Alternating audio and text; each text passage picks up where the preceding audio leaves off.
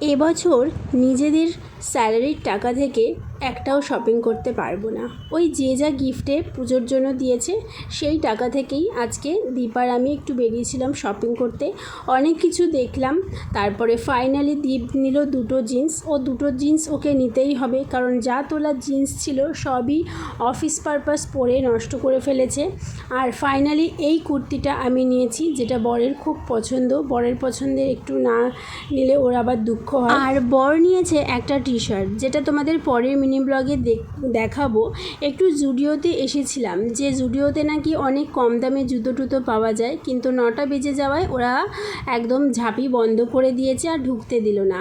আর বরের তো চোখের খিদে বেশি, মার্কেটিং করতে গিয়ে কিছু খাবে না বাইরের খাবার, সেটা হতেই পারে না। তাই ও নিজের জন্য চাউমিন নিল। আমি আর কিছু বাইরের খাবো না, বাড়িতে এসে ডিনার করে শুয়ে পড়েছিলাম। এটা হচ্ছে ব্রেকফাস্ট।